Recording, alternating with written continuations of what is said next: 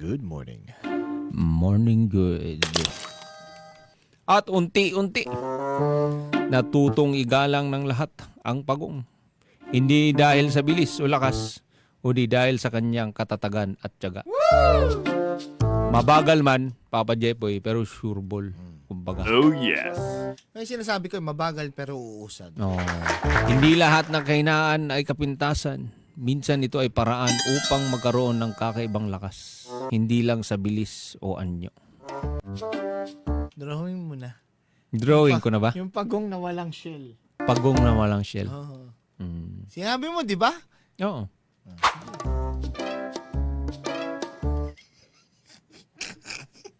Eto na. Kung may makakapita ka, kumapit na kayo. Ito na yun.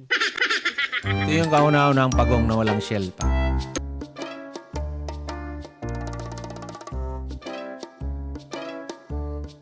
Ito na. Na-imagine nyo ba yung pagong walang shell? Sabi niya ha? Ito na.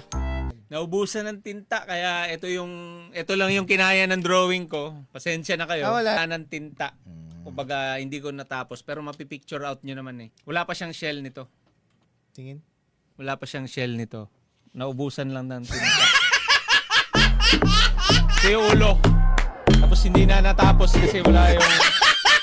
Hola! Yan yung ulo. Tapos hindi na natapos dahil wala nang tinta. Ayaw na mag-drawing. Ayaw na.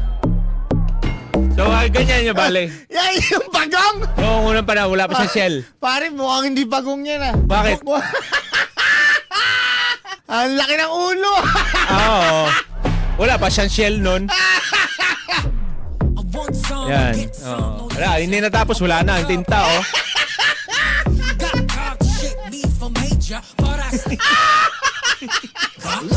Wala nang tinta, eh.